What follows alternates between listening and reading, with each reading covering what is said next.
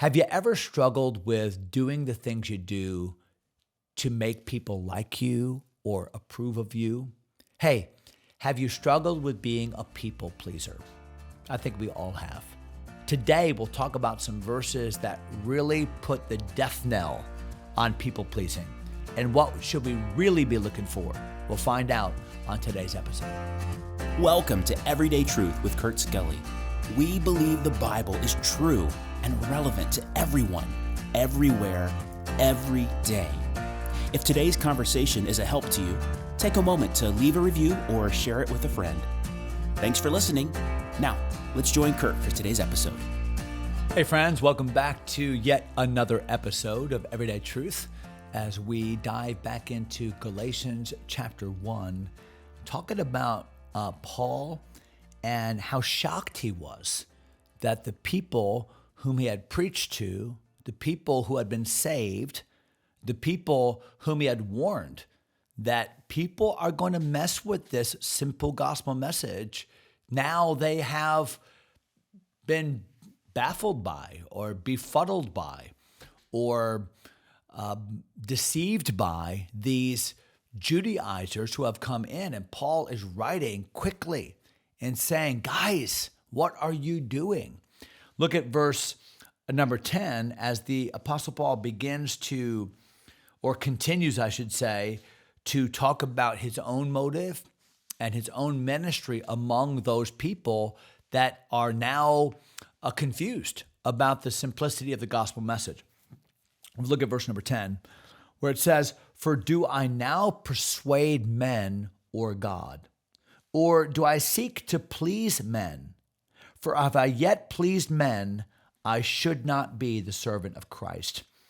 So in defending his own apostleship, defending his own authority as the apostle whom God sent to give this gospel message to them, Paul asks three rhetorical questions. So questions that themselves do a teaching. They don't necessarily need a response. He's making the statement in the question. What are those questions? Well, question number 1 in verse number 10 is this: "For do I now persuade men or God?" Now, that can be a bit confusing because the way we use persuade today is not the same way by which the Apostle Paul was using it back then. So we would use the word persuade today to mean to convince somebody. I want to persuade you to do this. I want to persuade you not to do this. But that's not what the word means here.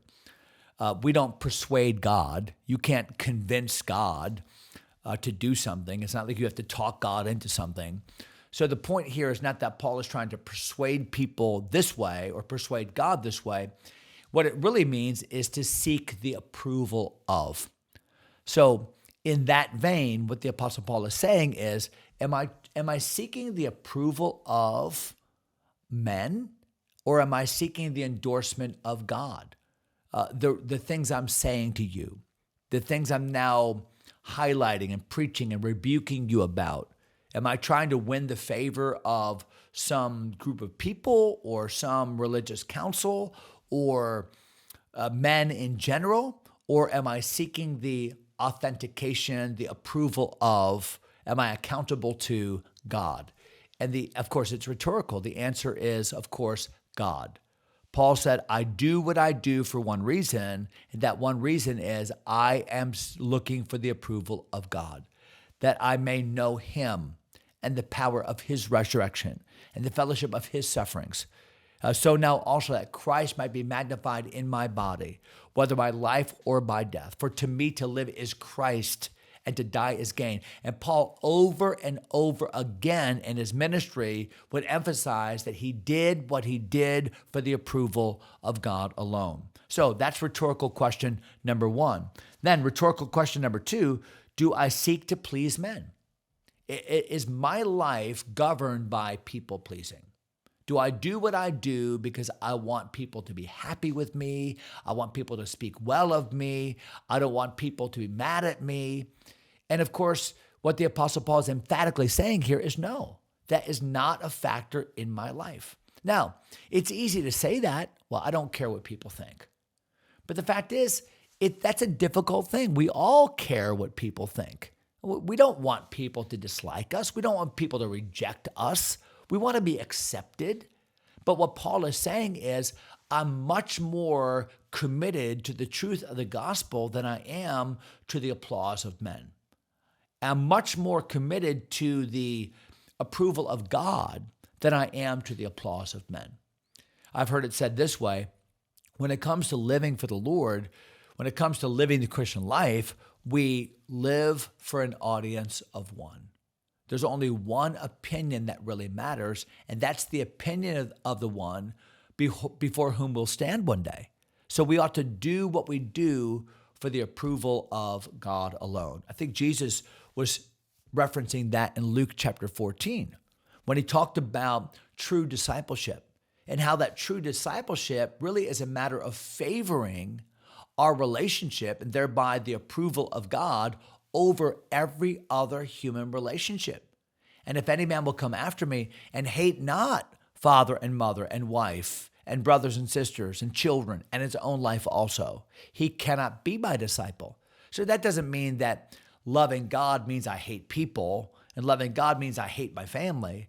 But what it does mean is that when my family or any other human relationship comes in conflict with my obedience to God alone, then I must favor him first.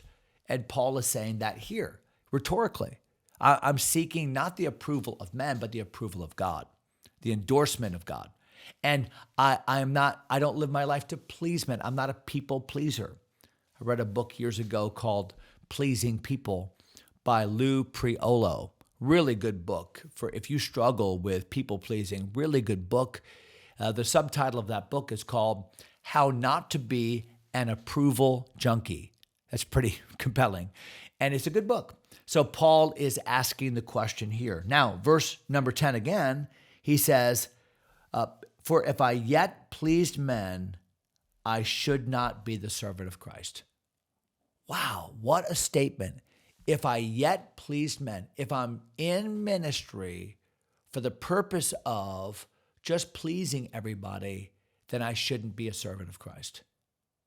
Now, that is a strong statement, and it is a rebuke to so many in Christian ministry. Why? Because it's so easy in Christian ministry. I'm not just talking about vocational ministry, like being a pastor or an evangelist or a Christian school teacher or what have you. I'm talking about all of us, because all of us are in Christian ministry. All of us serve the Lord in some way, shape, or form in and through our local churches.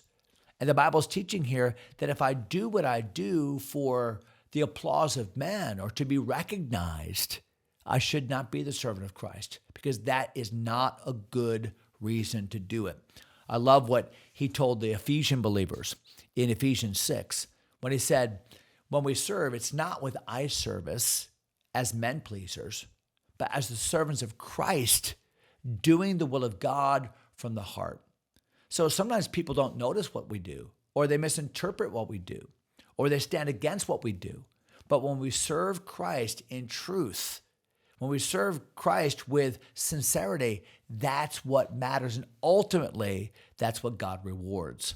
So Paul is being very emphatic about all of that in verse number 10. In fact, he continues in verse 11 to say this, but I certify you, brethren. So if you have something certified, think notarized. Certified, that means official, legal documentation. So that's how Paul is speaking here. I certify you, brethren. I'm signing my name in triplicate. I'm making an oath, but I certify you, brethren, that the gospel which was preached of me is not after man. Guys, this is not my gospel, isn't some new wave, new age spin on Judaism. It's not some kind of good sounding, sweet sounding message that has been concocted by some group of people in Jerusalem that sounds good. No, the gospel that I preach to you didn't come from human invention. It didn't come from a democratic council decision. No, the gospel that I'm preaching to you didn't come from man alone. It came from God. It is in the heart of God. It is the plan of God. It is the design of God. The understanding of that message and receiving it was a gift from God. And Paul's going to make all of these cases here in the ensuing verses. But he's making the emphatic statement first to say the gospel has divine origin. That's the emphatic statement. The gospel has divine origin. It came from God. You might even say this, it is the plan of the Bible. And we've said this so much on this podcast that the plan of the Bible is God's rescue plan for man. And God's rescue plan for man has one theme, and that one theme is the finished work of Jesus Christ. Jesus is God's redemptive plan. God became flesh. God did for us what we could not do for ourselves. He lived that perfect life. God the Son. He died upon that cross in our place. He was buried. That validated his death. He rose again. That validated his power. Declared to be the Son of God with power by the resurrection from the dead.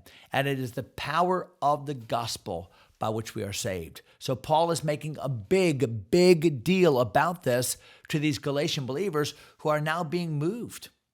They're now being convinced by these good-sounding, authoritative, intelligent teachers that are saying a lot of good things, but just enough error to negate all of it, to pervert the gospel itself. So we're in at the end of verse 11, where the Apostle Paul said that it was preached to me, it's not after man.